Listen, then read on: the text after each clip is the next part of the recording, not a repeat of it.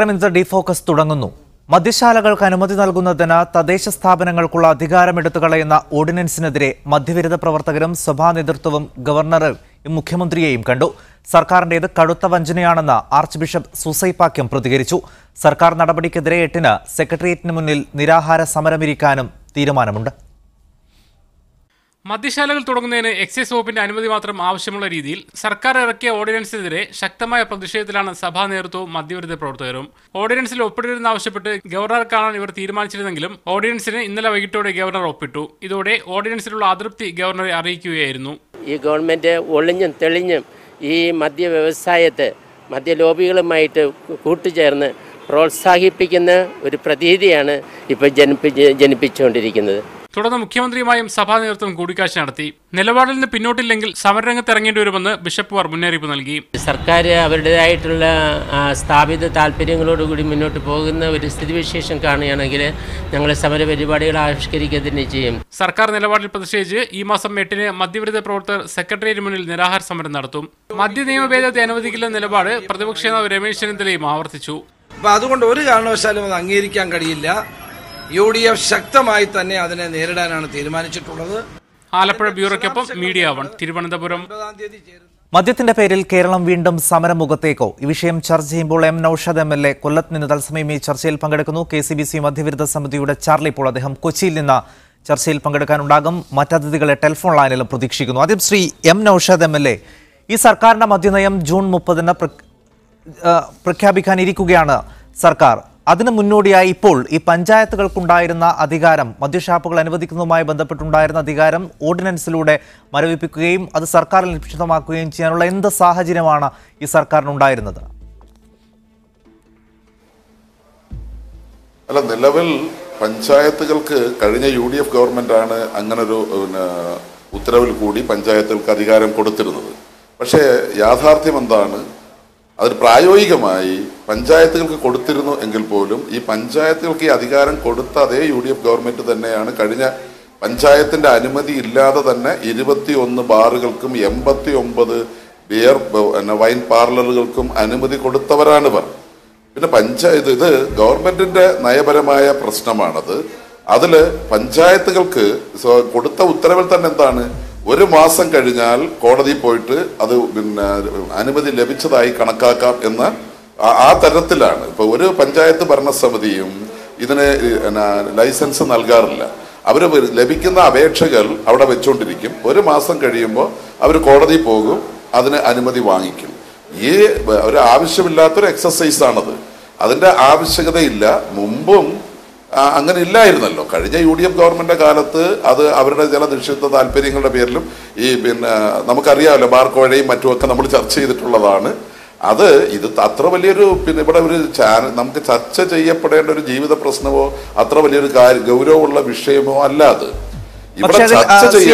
അതിൽ ആശങ്കപ്പെടേണ്ട സാഹചര്യമില്ലേ? കാരണം ഈ സർക്കാർ അധികാരം ഏറ്റെടുത്തതിന് ശേഷം ഹൈക്കോടതിയുടെയും സുപ്രീം കോടതി ഉത്തരവിന്റെയൊക്കെ ഫലമായി ഒരുപാട് മദ്യശാലകൾ മാറ്റി സ്ഥാപിക്കേണ്ടി വന്നിട്ടുണ്ട്. അവിടെയൊക്കെ പ്രധാനമായും ജനകീയ പ്രതിഷേധത്തെ തുടർന്ന് അത് മാറ്റി സ്ഥാപിക്കുന്നതിന് തടസ്സമുണ്ടായിരുന്നു.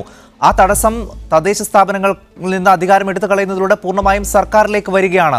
തദ്ദേശ സ്ഥാപനങ്ങൾക്ക് മുന്നിൽ ഇനി അത്തരം അവകാശമില്ല. അതൊരു ആശങ്ക തന്നെയാണ്. അല്ല, അതൊരു ആശങ്കയാണെന്ന് നിങ്ങൾക്ക് തോന്നുന്നു. നിങ്ങൾക്ക് ആ തരത്തിൽ അഭിപ്രായ പ്രകടനം നടത്താം, അല്ല ഇപ്പം സമരം നടത്താം, അതിനൊക്കെയുള്ള അവകാശം ഉണ്ടെന്ന് നമ്മൾ ചോദ്യം ചെയ്യുന്നില്ല. പക്ഷെ വളരെ കൃത്യമായി ഇത് ഞാൻ പറഞ്ഞത്, നമ്മളെപ്പോഴും ആ യഥാർത്ഥ പ്രശ്നത്തിൽ നിന്ന് മാറിപ്പോകുന്നു. ഇവിടെ ലൈസൻസ് ആര് നൽകുന്നു എന്നുള്ളതൊന്നും ഒരു വലിയ കാര്യമുള്ള കാര്യമല്ലല്ലോ. ഇത് മദ്യനയം സർക്കാരിന്റെ പോളിസിയിൽ വരുന്നതാണ്. പഞ്ചായത്ത് രാജ് ആക്ട് അനുസരിച്ച് അവരുടെ ചുമതലയിൽ പെടുന്നതല്ല. പക്ഷെ കഴിഞ്ഞ UDF ഗവൺമെന്റ് പഞ്ചായത്തുകൾക്ക് ആ അനുമതി നൽകിയിരുന്നു. ആ അനുമതി നൽകിയിരിക്കുമ്പോൾ തന്നെ പഞ്ചായത്തിന്റെ അനുമതി ഇല്ലാതെ, ഞാൻ പറഞ്ഞല്ലോ, അല്ലെങ്കിൽ തർക്കം ഉണ്ടെങ്കിൽ തർക്കിക്കട്ടെ, 21 ബാറുകൾക്കും 89 ബിയർ വൈൻ പാർലറുകൾക്കും അനുമതി നൽകിയായിരുന്നല്ലോ. അപ്പോൾ സ്വാഭാവികമായും അതിൽ തന്നെ അപേക്ഷ കിട്ടി 1 മാസത്തിനകം തീർപ്പ് കൽപ്പിച്ചില്ല എന്നുണ്ടെങ്കിൽ അവർക്ക് കോടതി പോയി അനുമതി വാങ്ങിക്കാം. അങ്ങനെ ആ തരത്തിലുള്ള ഒരു ഉത്തരവിന്റെ ആവശ്യകത നിലവിലില്ലല്ലോ.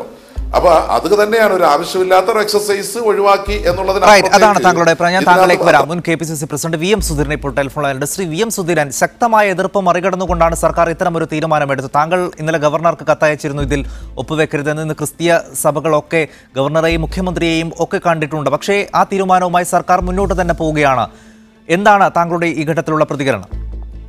അല്ല, സർക്കാരിന്റെ ലക്ഷ്യം വളരെ വ്യക്തമായി വന്നിരിക്കുകയാണ്. മദ്യ വിപണനത്തെ, മദ്യ ലോബിയെ എങ്ങനെ സഹായിക്കണം, എന്തുമാത്രം സഹായിക്കണം, ഏത് രീതിയിലും സഹായിക്കും എന്നുള്ളത് വ്യക്തമാക്കുന്ന ഒരു രീതിയുടെ, ഒരു ശൈലിയുടെ, ഒരു നയത്തിന്റെ തുടക്കമാണ് ഇത് എന്ന കാര്യത്തിൽ യാതൊരു സംശയവുമില്ല. കാരണം ഈ ത്രിതല പഞ്ചായത്ത് നഗരസഭകൾക്കുണ്ടായിരുന്ന, പ്രത്യേകിച്ച് പഞ്ചായത്തുകൾക്കും നഗരസഭകൾക്കും ഉണ്ടായിരുന്ന അധികാരം പരിമിതമായ അധികാരമാണ് എന്ന കാര്യത്തിൽ യാതൊരു സംശയവുമില്ല. പക്ഷേ ഒരു പ്രദേശത്ത് മദ്യവിൽപ്പന വേണമോ വേണ്ടയോ എന്നതിനെ സംബന്ധിച്ച് കൃത്യമായ ഒരു അഭിപ്രായ രൂപീകരണത്തിന് ആ പ്രദേശത്തെ ജനങ്ങളുടെ അഭിപ്രായങ്ങൾ പ്രകടിപ്പിക്കാനുള്ള ഏറ്റവും നല്ലൊരു സന്ദർഭമാണ്. അതിന്റെ അടിസ്ഥാനത്തിൽ എത്രയോ സ്ഥലങ്ങളിൽ മദ്യവിൽപ്പനശാലകൾക്ക് അനുമതി നിഷേധിച്ചിരിക്കുന്നു. കോർപ്പറേഷനുകൾ, നഗരസഭകൾ, പഞ്ചായത്തുകൾ എത്രയോ നിഷേധിച്ചിരിക്കുന്നു എന്നുള്ളതൊരു യാഥാർത്ഥ്യമാണ്. അപ്പോ ഇത് മദ്യ ലഭ്യത ഉണ്ടാകുന്ന കാര്യത്തിൽ ഒരു നിയന്ത്രണം തന്നെയാണ് ഏർപ്പെടുത്തിയിരുന്നത്. ഇതുള്ളപ്പോൾ തന്നെ ചില സ്ഥാപനങ്ങൾ കൊടുത്തിരുന്നു, NOC കൊടുത്തിരുന്നു എന്നുള്ളത് ഞാൻ നിഷേധിക്കുന്നില്ല. അതേ സമയത്ത് മഹാഭൂരിപക്ഷം സ്ഥാപനങ്ങളും തദ്ദേശഭരണ സ്ഥാപനങ്ങളും അനുമതി നിഷേധിക്കുകയായിരുന്നു. തന്നെയുമല്ല, ഇപ്പോൾ നോക്കിയാൽ അറിയാം, കേരളത്തിന്റെ നിരവധി സ്ഥലങ്ങളിൽ സ്ത്രീകൾ ഉൾപ്പെടെ വ്യാപകമായി മദ്യവിൽപ്പനശാലകൾ തുടങ്ങുന്നതിന്, ഔട്ട്ലെറ്റുകൾ തുടങ്ങുന്നതിനെതിരെ വ്യാപകമായ സമരരംഗത്താണ്. ഈ സമരങ്ങളെയൊക്കെ കണ്ടില്ലെന്ന് നടിച്ചുകൊണ്ടാണ്. കാരണം സ്ത്രീകൾ ഉൾപ്പെടെയുള്ള സമൂഹം മദ്യത്തിന്റെ കെടുതികൾ നേരിട്ട് അനുഭവിക്കുന്നവരാണ്. അതുകൊണ്ടാണ് യാതൊരു രാഷ്ട്രീയവുമില്ലാത്ത അമ്മമാരും വീട്ടമ്മമാരും ഒക്കെ സമരരംഗത്ത് വരുന്നത്. അതൊക്കെ പാടെ അവഗണിച്ചുകൊണ്ട് മദ്യവിൽപ്പന സർവതന്ത്ര സ്വതന്ത്രമായി നടക്കട്ടെ, നിലവിലുണ്ടായിരുന്ന കൊച്ചു അധികാരങ്ങൾ പോലും, തദ്ദേശ ഭരണ സ്ഥാപനങ്ങൾക്കുണ്ടായിരുന്ന അധികാരങ്ങൾ പോലും എടുത്തു കളഞ്ഞ് ഒരു തരത്തിലുള്ള പരിമിതമായ നിയന്ത്രണങ്ങൾക്ക് പോലും വിധേയമാക്കാത്ത രീതിയിലുള്ള ഒരു തുറന്ന ഓപ്പണിംഗ്, ഒരു വല്ലാത്ത മദ്യ വ്യവസായികൾ, വ്യാപാരികളെ സംബന്ധിച്ചിടത്തോളം അവരുടെ താല്പര്യമാണ്, ജനങ്ങളുടെ താല്പര്യമല്ല. എന്തായാലും ജൂൺ 30 ഈ സർക്കാരിന്റെ പുതിയ മദ്യനയം വരാൻ പോവുകയാണ്. ഇപ്പോൾ ഉള്ള നടപടികൾ അത് എന്താണ് എന്ന് കൃത്യമായി മനസ്സിലാക്കുന്ന ഒരു ദിശയാണ് ഇപ്പോൾ ഉണ്ടായിട്ടുള്ളത്. അല്ല, ഇപ്പത് വളരെ കൃത്യമാണ്. അവരെ സംബന്ധിച്ചിടത്തോളം കഴിഞ്ഞ തെരഞ്ഞെടുപ്പ് കാലത്ത് തന്നെ അവർ വ്യക്തമാക്കിയിരുന്നു. ഒരു കാര്യം എനിക്ക് മനസ്സിലാവാത്ത കാര്യമാണ്, മദ്യവർജനം എന്ന് പറയുന്ന ആളുകൾ പുതിയ മദ്യ വിൽപ്പന കേന്ദ്രങ്ങൾ തുറന്നു കൊടുത്തിട്ട് മദ്യ വർജനം എന്ന് പറയുന്നതിൽ ഏറ്റവും വലിയ വഞ്ചനയല്ലേ അത്? അതിനകത്ത് വല്ല അർത്ഥമുണ്ടോ? വ്യാപകമായി തുറന്നു കൊടുക്കുമ്പോൾ സുപ്രീം കോടതി വന്നു പാതയോരങ്ങളിലെ 500 മീറ്ററിനകത്ത് വരുന്ന മദ്യവിൽപ്പനശാലകൾ അടച്ചുപൂട്ടാൻ തീരുമാനിച്ചു. 1996 എണ്ണം അടച്ചുപൂട്ടി. ഇപ്പോൾ പലവിധ കാരണങ്ങളും സാങ്കേതികത്വം പറഞ്ഞ് അതൊക്കെ തുറന്നു കൊടുക്കാനുള്ള നീക്കത്തിലാണ്. അക്ഷരാർത്ഥത്തിൽ കേരളത്തിൽ മദ്യലോബിയുടെ സ്വാധീനം അതിന്റെ പാരമ്യത്തിൽ എത്തി നിൽക്കുന്നു. അവർ വിചാരിക്കുന്നത് നടക്കും, അവർ വിചാരിക്കുന്നതേ നടക്കൂ എന്ന് പറയുന്ന ഒരവസ്ഥയിലേക്ക് വന്നിരിക്കുന്നു. വളരെ നന്ദി ശ്രീ VM സുധീർ, ഈ ഘട്ടത്തിൽ ഞങ്ങളോട് പ്രതികരിച്ചതിന്. ശ്രീ ചാർലി പോൾ, അത്ര ലാഘവത്തോടെ കാണാൻ കഴിയുന്നതാണോ സർക്കാരിന്റെ ഈ ഒരു നടപടി? കാരണം കഴിഞ്ഞ ദിവസങ്ങളിലൊക്കെ സ്ത്രീകളും കുട്ടികളും അടക്കം വലിയ സമരമാണ് ഈ തദ്ദേശ ഭരണ സ്ഥാപനങ്ങൾക്ക് മുന്നിൽ ഈ നിയമവുമായി ബന്ധപ്പെട്ടുണ്ടായത്. അവിടെ തദ്ദേശ ഭരണ സ്ഥാപനങ്ങൾ പലപ്പോഴും അനുമതി കൊടുക്കാതിരിക്കുകയും ചെയ്തിരുന്നു. ഇന്നിപ്പോൾ അവർക്കുണ്ടായിരുന്ന അവകാശമാണ് ഇത്തരമൊരു ഓർഡിനൻസിലൂടെ സർക്കാർ എടുത്തു കളഞ്ഞിരിക്കുന്നത്. എല്ലാ പ്രതിഷേധങ്ങളെയും അവഗണിച്ചുകൊണ്ട് തന്നെ അതിനെ ചെറിയൊരു ലാഘവത്തിൽ കാണാൻ കഴിയുന്നതാണോ? നമ്മൾ പറയുന്നത് ഈ മദ്യാധികാര വാഴ്ചയ്ക്കെതിരെ ജനാധികാര മുന്നേറ്റത്തിൻ്റെ ഫലമായി ഞങ്ങൾക്ക് അനുവദിച്ച് കിട്ടിയതാണ് പഞ്ചായത്ത് രാജ് നഗരപാലിക ബില്ലിലെ 232, 444 വകുപ്പുകൾ. ഒരു പ്രദേശത്ത് മദ്യഷാപ്പുകൾ വേണോ വേണ്ടോ തീരുമാനിക്കേണ്ടത് ആ പ്രദേശത്തെ ജനങ്ങളല്ലേ? ഏത് രാഷ്ട്രീയ പ്രസ്ഥാനങ്ങളും പറയുന്നത് ജനങ്ങളാണ് അവസാനത്തെ വാക്ക്, ജനഹിതമാണ് ഏറ്റവും വലുതെന്നല്ലേ? ഒരു ജനഹിതമാണ് ഏറ്റവും വലുതെങ്കിൽ, ജനാഭിലാഷമാണ് ഏറ്റവും വലുതെങ്കിൽ ആ പ്രദേശത്ത് മദ്യഷാപ്പ് വേണോ വേണ്ടെന്ന് തീരുമാനിക്കാൻ ജനങ്ങൾ തീരുമാനിച്ചോട്ടെ എന്ന് വെക്കണം. ആ തീരുമാനിക്കാനുള്ള അധികാരത്തെ എടുത്തു മാറ്റിക്കൊണ്ട് ഇപ്പം ആർക്ക് വേണ്ടിയിട്ടാണ് ഈ അധികാരത്തെ എടുത്തു മാറ്റുന്നത്? മദ്യമുതലാളിമാർക്ക് വേണ്ടിയിട്ടാണ്. കേരളത്തെ മദ്യമുതലാളിമാർക്ക് തീരെഴുതാനുള്ള നടപടികളുമായിട്ടാണ് ഈ ഗവൺമെൻറ് മുന്നോട്ട് പോകണമെന്ന് പറയേണ്ടി വരുന്ന സ്ഥിതിവിശേഷമുള്ളത്. അത് നമുക്ക് ചെറുതായിട്ട് കാണാൻ പറ്റില്ല. മുമ്പ് ഈ നിയമം വന്നിട്ട് ഒരുപാട് കാലങ്ങളായി. പഞ്ചായത്തിന് അധികാര വികേന്ദ്രീകരണത്തിന്റെ ഭാഗമായിട്ടാണ് പഞ്ചായത്തുകൾക്ക് ഇപ്രകാരമുള്ള അധികാരങ്ങൾ വിട്ടുകൊടുത്തത്. ഈ അധികാര വികേന്ദ്രീകരണത്തിന്റെ ഭാഗമായി വിട്ടുകൊടുത്തത് മുമ്പ് നായനാർ ഗവൺമെന്റ് അധികാരത്തിലിരിക്കുമ്പോൾ മരവിപ്പിച്ചു. കാരണം അന്ന് ഈ നിയമത്തിന്റെ അടിസ്ഥാനത്തിൽ വ്യാപകമായി ഷാപ്പുകൾ അടച്ചുപൂട്ടുന്ന സ്ഥിതിവിശേഷമുണ്ടായി. അപ്പോഴും ഇതേ LDF ഗവൺമെന്റ് ചെയ്തത് ആ വകുപ്പിനെ മരവിപ്പിച്ച് നിർത്തുകയായിരുന്നു. പിന്നീട് മദ്യവിരുദ്ധ പ്രസ്ഥാനങ്ങളുടെ നിരന്തരമായ പോരാട്ടത്തിന്റെ ഫലമായിട്ടാണ് UDF സർക്കാർ ഇത് പുനഃസ്ഥാപിക്കുന്നത്. ആ പുനഃസ്ഥാപിച്ചതിന്റെ ഫലമായി കേരളത്തിൽ അങ്ങോളം ഇങ്ങോളം ഈ മദ്യഷാപ്പുകൾക്ക് തുടങ്ങാൻ പറ്റാത്ത സ്ഥിതിവിശേഷമുണ്ടായി. അപ്പോഴാണ് വീണ്ടും ഇത് ഓർഡിനൻസിലൂടെ പ്രത്യേകം എടുത്തുകളയുന്ന സ്ഥിതിവിശേഷം ഉണ്ടാകുന്നത്. അപ്പം നമ്മൾ ആരുടെ പക്ഷത്ത് നിൽക്കുന്നു എന്നുള്ളതാണ്. ജനപക്ഷത്ത് നിൽക്കുന്നുവെങ്കിൽ ഇപ്രകാരം നിലപടിയുമായിട്ട് LDF ഗവൺമെന്റ് അധികാരത്തിൽ വരുമായിരുന്നില്ല. മദ്യാസക്തി എന്ന് പറയുന്നത് കേരളത്തെ ബാധിച്ച ഏറ്റവും വലിയ സാമൂഹ്യ തിന്മയാണെന്നുള്ള കാര്യത്തിൽ ഇടതുപക്ഷത്തിന് വ്യത്യസ്തമായ അഭിപ്രായം ഉണ്ടാകാൻ സാധ്യതയില്ല. അതുകൊണ്ടാണ് LDF ഗവൺമെന്റ് അധികാരത്തിൽ വരുമ്പോൾ പ്രകടന പത്രികയിൽ ഒരു കാര്യം പറഞ്ഞു: മദ്യത്തിന്റെ ലഭ്യതയും ഉപഭോഗവും വർദ്ധിപ്പിക്കുന്ന ഒരു നടപടിയും ഞങ്ങൾ ഈ കാര്യത്തിൽ എടുക്കില്ല എന്ന് പറഞ്ഞു. അങ്ങനെയെങ്കിൽ ഇപ്പൊ ചെയ്തുകൊണ്ടിരിക്കുന്ന കാര്യങ്ങളൊക്കെ മദ്യത്തിന്റെ ലഭ്യതയും ഉപഭോഗവും കുറയ്ക്കാൻ പര്യാപ്തമാണോ എന്ന് അവർ തന്നെ പറഞ്ഞാൽ മതി. തീർച്ചയായും അത് പ്രധാനപ്പെട്ട ഒരു ചോദ്യം തന്നെയാണ്. M. നൌഷാദ്, മദ്യത്തിന്റെ ലഭ്യതയും ഉപയോഗവും പടിപടിയായി കുറയ്ക്കും എന്നാണ് പ്രകടന പത്രികയിലടക്കം ഈ സർക്കാർ പറഞ്ഞിട്ടുള്ളത്. ഇപ്പോൾ എടുത്തിട്ടുള്ള ഈ ഒരു നടപടി അതിലേക്ക് നീങ്ങാൻ സഹായിക്കുമെന്ന് താങ്കൾ കരുതുന്നുണ്ടോ? വളരെ കൃത്യമായി ഞങ്ങളുടെ പ്രകടന പത്രികയിൽ പറഞ്ഞിരുന്നു, മദ്യനിരോധനം ഞങ്ങളുടെ അജണ്ടയല്ല, മദ്യവർജനം ആണ്. അതുകൊണ്ട് മാത്രമേ ഇതിൽ പരിഹരിക്കപ്പെടാൻ വേണ്ടി കഴിയൂ. ബഹുമാന്യായ സുധീരൻ അവർകൾ ചർച്ചയിൽ പങ്കെടുത്തപ്പോൾ ഞാൻ ആ തുടക്കത്തിൽ ഒന്ന് സൂചിപ്പിച്ചു, ഈ അധികാരം നിലനിൽക്കുമ്പോൾ തന്നെ ബാറുകൾക്ക് കൊടുത്ത ലൈസൻസിന്റെ കണക്കും ബിയർ വൈൻ ബാറുകൾക്ക് കൊടുത്ത ലൈസൻസിന്റെ കണക്കും ഞാൻ പറഞ്ഞു. അതിൽ അദ്ദേഹം തൊട്ടതേയില്ല, വർത്തമാനം പറഞ്ഞതേയില്ല. പിന്നെ 900-ലധികം പഞ്ചായത്തുകളിൽ കൃത്യമായി കണക്കിൽ പറഞ്ഞാൽ വളരെ അപൂർവം പഞ്ചായത്തുകൾ മാത്രമാണ് ഈ അധികാരം വിനിയോഗിച്ചിട്ടുള്ളത്.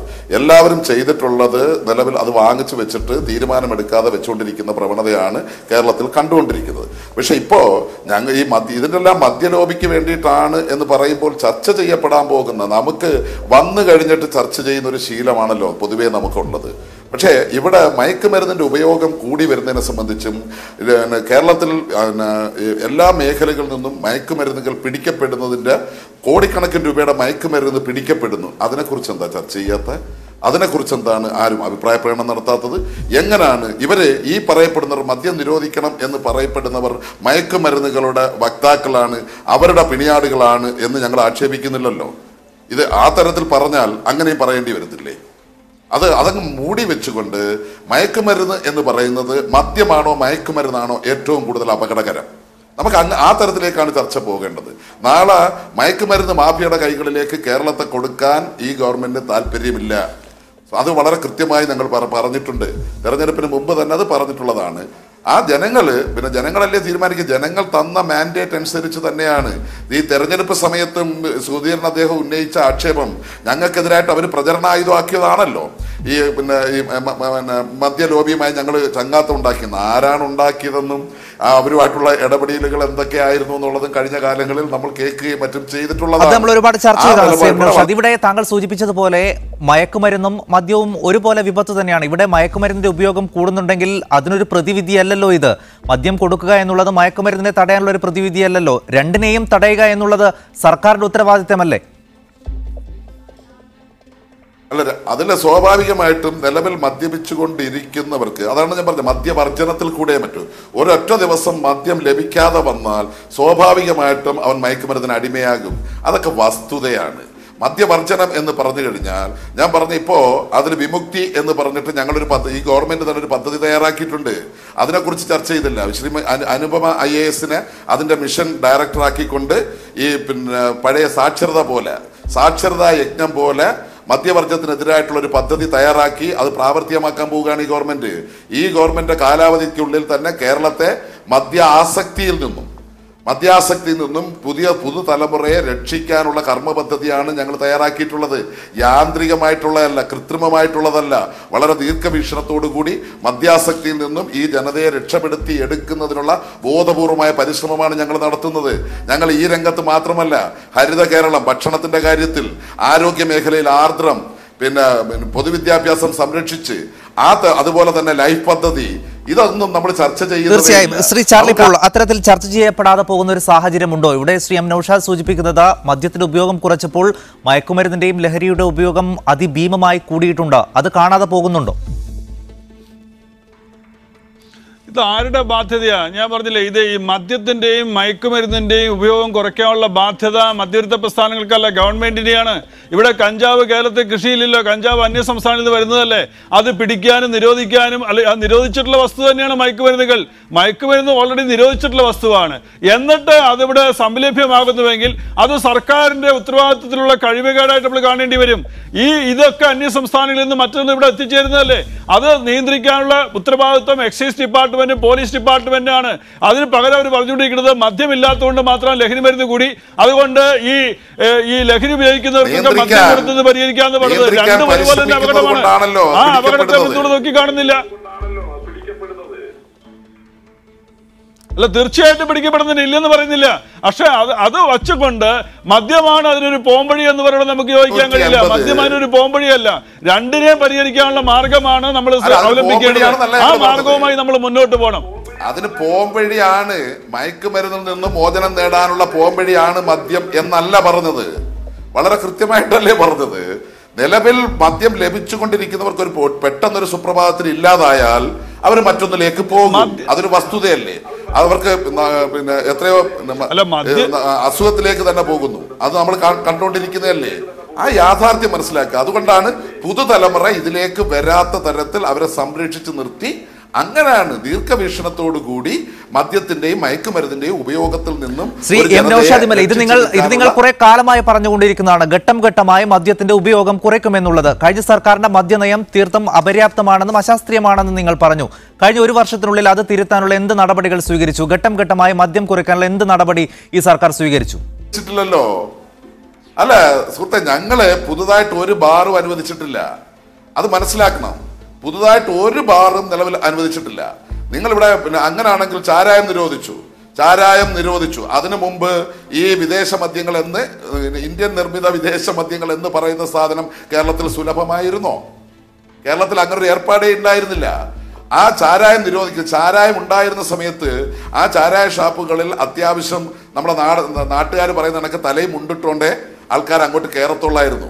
പക്ഷേ ഇതെല്ലാം ഈ സുലഭമായി ലഭിക്കുന്ന ഒരവസ്ഥയിലേക്ക് എത്തിച്ചത് ചാരായ നിരോധനമാണ്. അതിൻ്റെ ഒരു പ്രതിഫലനമാണ് ഈ വിദേശ മദ്യത്തിന്റെ ഉപയോഗം കൂടിയത്. അത് യാഥാർത്ഥ്യ വസ്തുതകളായി കാണണം. നമ്മളൊരു ഗവൺമെന്റിന്റെ ദീർഘവീക്ഷണത്തെ വളരെ ക്രിയാത്മകമായി, ഞങ്ങൾക്ക് ഈ ഇവിടുത്തെ ജനങ്ങളോട് ഉത്തരവാദിത്വമുണ്ട്. നാളെയും ജനത്തെ സമീപിക്കേണ്ടവരാണ് ഞങ്ങൾ. ഇപ്പോഴും ജനത്തിനോടൊപ്പം നിൽക്കുന്നവരാണ് ഞങ്ങൾ. ഈ ജനത്തെ ഇതിൽ നിന്ന് മോചിപ്പിച്ചെടുക്കാനുള്ള കർമ്മ പദ്ധതിയാണ് തയ്യാറാക്കേണ്ടത്. അല്ല അത് ലൈസൻസ് ആര് കൊടുക്കുന്നു? അങ്ങനെയാണെങ്കിൽ ഇപ്പൊ കോടതിക്കെതിരായി കോടതിയിൽ പോയിട്ട് എത്ര പേര് ലൈസൻസിന് അനുമതി വാങ്ങിച്ചുകൊണ്ട് വരുന്നു? അത് അപ്പൊ കോടതിക്കെതിരായിട്ട് നിങ്ങൾ സമരം ചെയ്യാത്ത എന്താ? അങ്ങനെ കഴിയുമോ? നമ്മുടെ ഒരു വ്യവസ്ഥയിൽ അതൊന്നുമല്ല പരിഹാരം. ഇത് ഉപയോഗിക്കാൻ ആളില്ലാതാക്കുക, അതിന് ആ തരത്തിൽ ജനത്തെ സജ്ജമാക്കുക. ആ രീതിയിൽ ദീർഘവീക്ഷണമുള്ള ഒരു പദ്ധതിയാണോ ഈ സർക്കാരിന് മുന്നിലുള്ളത്? ല്ല, നമ്മളെ കിട്ടാനുള്ള എളുപ്പമാണ് കുടിക്കാനുള്ള ആസക്തി വർദ്ധിപ്പിക്കുന്നത്. ഇവരെ പുതിയ ബാർ അനുവദിച്ചില്ല എന്ന് പറഞ്ഞു, ശരി. പക്ഷേ 10% ബീവറേജ് ഔട്ട്ലെറ്റുകൾ കുറച്ചു കൊണ്ടുവന്നിരുന്നു. അത് എടുത്തു കാട്ടിക്കളഞ്ഞില്ലേ? ബീവറേജ് ഔട്ട്ലെറ്റുകളൊക്കെ ഇപ്പൊ പുനഃസ്ഥാപിക്കപ്പെടുകയാണ്. ഇപ്പൊ ദേശീയ സംസ്ഥാന പാതയോരങ്ങൾ 2014 ഈ സംഗതി ഇല്ലാതായി എന്ന് പറഞ്ഞു. ഇതിനെക്കുറിച്ചൊന്നും അന്വേഷിക്കുകയൊന്നും ചെയ്തില്ലല്ലോ. അതിനുശേഷം ദേശീയപാത സംബന്ധിച്ചുള്ള ഫണ്ട് ഉപയോഗിച്ചിട്ട് അതിന്റെ വികസന പ്രവർത്തനം നടത്തിയില്ലോ. ഒരു സാങ്കേതികം പറഞ്ഞുകൊണ്ടാണ് വീണ്ടും അതെല്ലാം തുറന്നു കൊടുക്കാനുള്ള സുവിശേഷം രാജ്യത്തുണ്ടാക്കിയിട്ടുള്ളത്. അല്ല, NDPS ഞാൻ പറഞ്ഞ നർക്കോട്ടിക് ഡ്രഗ് ആ NDPS കേസുകൾ 850 ഈ മദ്യത്തിന്റെ നിരോധനം വരുന്നതിന് മുമ്പ് ഒരു പെർ മന്ത്. പക്ഷെ ഇപ്പോ 4000 ആയിട്ടുണ്ട്. പിന്നെ മയക്കുമരുന്നിന്റെ ഉപയോഗത്തിൽ ഈ എക്സൈസ് ഡിപ്പാർട്ട്മെന്റ് കാര്യക്ഷമമായി ഇടപെടുന്നു എന്നുള്ളത് കൊണ്ടാണല്ലോ 850 സ്ഥാനത്ത് 4000 കേസ് ഉണ്ടാകുന്നത്. ആ തരത്തിൽ കാര്യക്ഷമമായി ഇടപെടുന്നു. അതാണ് അതിന്റെ ഒരു ഭീകരത. നമുക്ക് നിയമങ്ങൾ കൊണ്ട് മാത്രം എല്ലാത്തിനെയും നേരിടാൻ കഴിയുമോ? അത് കഴിയില്ലല്ലോ. ജനങ്ങളെ ബോധവൽക്കരിക്കുക. നിങ്ങൾ ഈ ചർച്ചയൊക്കെ നടത്തുന്ന സമയത്ത് നമ്മുടെ സുഹൃത്തുക്കൾ, നമ്മളുമായി ബന്ധപ്പെടുന്നവരെ മദ്യത്തിന്റെ ഉപയോഗത്തിൽ നിന്നും പിന്മാറ്റാനുള്ള പരിശ്രമം നടത്തുക, അതുവഴി വിജയം കണ്ടെത്തുക. അപ്പൊ പിന്നെ മദ്യശാല ആര് തുറന്നു വെച്ചാലും അവിടെ കച്ചവടം നടക്കത്തില്ലല്ലോ. അതല്ലാതെ തൊലിപ്പുറത്തുള്ള വർത്തമാനങ്ങളും ഈ രാഷ്ട്രീയ താല്പര്യങ്ങൾക്കനുസരിച്ചുള്ള ചർച്ചകളും ഒന്നും നടത്തിയത് കൊണ്ട് കേരളത്തെ രക്ഷപ്പെടുത്താൻ കഴിയില്ല. ഇടതുപക്ഷ ജനാധിപത്യ മുന്നണിക്ക് വളരെ വ്യക്തമായ നിലപാടുണ്ട്. ഈ മദ്യാസക്തിയിൽ നിന്നും ജനങ്ങളെ മോചിപ്പിച്ചെടുക്കുക എന്നുള്ളത് തന്നെയാണ്. ഞങ്ങൾ അതിൽ വിജയിക്കും. ശ്രീ ചാർലി പോൾ, അതാണ് മദ്യവർജനം തന്നെയാണ് LDF-ന്റെ ശക്തമായ നയം. ഞാൻ പറഞ്ഞിട്ട് ഈ മദ്യവർജനം എന്ന് പറഞ്ഞൊരു നയമില്ല. മദ്യവർജനം എന്ന് പറഞ്ഞ നയം എന്താ? ഒരാൾ വെള്ളടിക്കുമ്പോൾ മോനെ കുടിക്കില്ലേ കുടിക്കില്ലേ എന്ന് പറഞ്ഞു. ഇത് ലോകാരംഭം മൂലം പറഞ്ഞിട്ടുള്ളതല്ലേ? ശ്രീനാരായണ ഗുരുദേവൻ പറഞ്ഞു, ഗാന്ധി പറഞ്ഞു, മാർക്സിസ്റ്റ് പാർട്ടി പറഞ്ഞു, കോൺഗ്രസ് പറഞ്ഞു, സകല സാമുദായിക ആചാരം പറഞ്ഞു കുടിക്കില്ലേ കുടിക്കില്ലേ എന്ന്. അതൊരു നയമായിട്ട് എടുക്കാൻ പറ്റില്ല. മദ്യത്തിന്റെ നയം എന്ന് മദ്യവർജനം ഒരു നയമേ. നമ്മൾ അതിനെ അങ്ങനെ എടുക്കാം. മദ്യവർജന നയം ഒരു ബോധവൽക്കരണ പ്രക്രിയയാണ്. ബോധവൽക്കരണ പ്രക്രിയയാണ്. സാറ് പറയുമ്പോ ഞാൻ പറഞ്ഞില്ലല്ലോ. ഞാൻ പറയട്ടെ സാറ് പറയുമ്പോൾ ഞാൻ പറയുന്നില്ലല്ലോ. ലോകാരംഭം മുതൽ ഈ രാജ്യത്തെ മതപ്രസ്ഥാനങ്ങളും താത്വികാചന്മാരും പറഞ്ഞു വെച്ചിട്ടുള്ള കാര്യമാണ് മദ്യവർജനം എന്നുള്ളത്. അതൊരു നയമായ ഒരു ഗവൺമെന്റിന് സ്വീകരിക്കാൻ പറ്റില്ല. ബോധവൽക്കരണം വേണ്ടെന്നല്ലേ ഞാൻ പറഞ്ഞത്. മദ്യത്തിന്റെ ഉൽപാദനം, വിതരണം, സൂക്ഷിപ്പ്, ഈ 3 കാര്യങ്ങളിൽ ഈ ഗവൺമെന്റിന്റെ നയം എന്താണ്? ഈ ഗവൺമെന്റ് പറഞ്ഞിട്ട് ലഭ്യതയും ഉപയോഗം കുറയ്ക്കും. ഒപ്പം തന്നെ പറഞ്ഞു 8 മുതൽ 12 വരെ ക്ലാസ്സുകളിൽ ബോധവൽക്കരണ പാഠങ്ങൾ ഉൾപ്പെടുത്തുമെന്ന് പറഞ്ഞു. ഉൾപ്പെടുത്തിയോ? പുസ്തകം വിതരണം ചെയ്ത് കഴിഞ്ഞില്ല. ആ തരത്തിലുള്ള നീക്കങ്ങളുമായി കഴിഞ്ഞ 1 കൊല്ലം പിന്നിടുമ്പോഴും ഈ രംഗത്ത് നേട്ടം കൈവരിച്ചത് എന്താണെന്ന് പറയുക. ഇനി ലോകാരോഗ്യ സംഘടന ഈ വിഷയത്തെ എങ്ങനെ അഡ്രസ് ചെയ്യേണ്ടതെന്ന് പറഞ്ഞിട്ടുണ്ട്. അത് ഇന്ത്യ ഗവൺമെന്റ് അംഗീകരിച്ചിട്ടുണ്ട്. കേരള ഗവൺമെന്റ് അത് ബാധകമാണ്. അത് ഞാൻ പറയാം. സാറ് പറയും ഞാൻ അംഗീകരിക്കുന്നു. ബോധവൽക്കരണ പ്രക്രിയ കൊണ്ട് ഇവിടെ കുടുംബാസൂത്രം നടപ്പാക്കിയിട്ടുണ്ട്. പുകവലിയെ കുറച്ചു കൊണ്ടുവരാൻ സാധിച്ചിട്ടുണ്ട്. അത് തുടരുക തന്നെ വേണം. ആ കാര്യത്തിൽ തർക്കമില്ല. അത് പുതിയ തലമുറയിൽ മാത്രമേ പറ്റുള്ളൂ. കള്ളുകുടിയെ ഇത് പറ്റൂല. കള്ളുകുടിയെ ചികിത്സിക്കണം. ഇവിടെ 17 ലക്ഷം പേര് ദിവസം കുടിക്കുന്നുണ്ട്. അവര് മദ്യം വേണ്ടി വരും. സമയപരിമിതി കൊണ്ട് മാത്രമാണ് ഇടപെടുന്നത്. ശ്രീ എം നൌഷാദ്, നമുക്ക് ഈ ചർച്ച അവസാനിപ്പിക്കാം. എന്തായാലും ഇന്ന് ക്രിസ്തീയ സഭ മേലധ്യക്ഷന്മാർ പറഞ്ഞിട്ടുള്ളത് വഞ്ചനയാണ് ഈ സർക്കാരിന്റെ ഭാഗത്ത് നിന്നുണ്ടായത്. അതുകൊണ്ട് സമരമുഖത്തേക്ക് ഞങ്ങൾ പോവുകയാണ്, ഇനിയും വാക്ക് പാലിക്കാത്തത് കൊണ്ട് എന്നാണ്. ഒരു സമരത്തെ നേരിടാൻ പോവുകയാണ് വീണ്ടും സർക്കാർ. എങ്ങനെയായിരിക്കും അതിനെ നേരിടുക? ഇല്ല, അത് തെറ്റിദ്ധരിക്കപ്പെട്ടിട്ടാണ് സഭാ നേതൃത്വം അങ്ങനെ നിലപാട് സ്വീകരിച്ചിട്ടുള്ളത്. ഞങ്ങൾ ഒരാളെയും വഞ്ചിച്ചിട്ടില്ല, ഒരു വഞ്ചനയും നടത്തിയിട്ടില്ല. ഇത് നമ്മുടെ കുറെ അധികം പേര് ഈ തെറ്റിദ്ധാരണ പരത്തി ഈ വെടക്കാക്കി തനിക്കാക്കാൻ പരിശ്രമിക്കുന്ന ഒരു കൂട്ടരുടെ കൈകളിൽ സ്വാഭാവികമായിട്ടും പെട്ടുപോകും. നമ്മുടെ മഹിജയുടെ കേസ് നമുക്കറിഞ്ഞൂടെ? മഹിജ പിന്നെ ഗവൺമെന്റിനെതിരായിട്ട് പറഞ്ഞിട്ട് പിന്നെ അവർ തന്നെ തിരുത്തി പറഞ്ഞല്ലോ, ഷാജഹാനെ മറ്റും ഞങ്ങൾക്ക് അറിഞ്ഞുകൂടാ എന്നുൾപ്പെടെയുള്ള അതുപോലെ ഉള്ളൊരു പ്രവർത്തനം മാത്രമാണ്. ആ സഭാ നേതൃത്വം ഇതിന്റെ യഥാർത്ഥ വസ്തുതകൾ യാഥാർത്ഥ്യബോധത്തോടെ തിരിച്ചറിയും എന്ന് തന്നെയാണ് ഞാൻ പ്രതീക്ഷിക്കുന്നത്. ഇവിടെ കല്ലുവാതക്കലും വൈപ്പിനും പുനലൂരും ഒന്നും ആവർത്തിക്കാൻ ഈ ഗവൺമെന്റ് അനുവദിക്കത്തില്ല. അതുപോലെ യാഥാർത്ഥ്യം പ്രസ്ഥാനങ്ങൾ ഉൾപ്പെടെ ഇതിന്റെ തുടക്കം മുതൽ, ബഹുമാന്യായ അദ്ദേഹം പറഞ്ഞതുപോലെ തുടക്കം മുതൽ ഈ ലോകമുണ്ടായ കാലം മുതൽ മദ്യവർജനം പറഞ്ഞിട്ട് പ്രാവർത്തികമാക്കാൻ കഴിഞ്ഞില്ല എന്ന് അദ്ദേഹം തന്നെ പറയുന്നു. അപ്പൊ മദ്യം ഒരു സാമൂഹ്യ യാഥാർത്ഥ്യമാണ്, അതുപോലെ തന്നെ ഒരു സാമൂഹ്യ വിപത്തുമാണ്. അപ്പൊ ഇത് രണ്ടും മനസ്സിലാക്കിക്കൊണ്ട് ദീർഘവീക്ഷണത്തോടു കൂടി, പിന്നെ അദ്ദേഹം ഒരു കാര്യം പറഞ്ഞല്ലോ, പുതിയ തലമുറയെ രക്ഷപ്പെടുത്താൻ പറ്റത്തോളൂ എന്ന് പറഞ്ഞു. അത്രയെങ്കിലും അംഗീകരിച്ചത് നല്ല കാര്യം. നന്ദി ശ്രീ എം നൌഷാദ്. ചാർലി പോളൊപ്പം വി എം സുധീരൻ. എന്തായാലും സമരമുഖത്തേക്ക് കടക്കുമെന്ന് തന്നെയാണ് ക്രിസ്തീയ സഭ അധ്യക്ഷന്മാരും മദ്യവിരുദ്ധ സമിതികളും പറഞ്ഞിട്ടുള്ളത്. ഏത് രീതിയിലാകും സർക്കാർ അതിനെ നേരിടുക എന്നുള്ളത് വരും ദിവസങ്ങളിൽ കാണാം. വളരെ നന്ദി അതിഥികൾക്ക്. ഇതോടെ ഇന്നത്തെ ഡീ ഫോക്കസ് സമാപിക്കുന്നു. ഇടവേളയ്ക്ക് ശേഷം ഷോമോളുമായി അഞ്ജിത അശോക് ഉണ്ടാകും.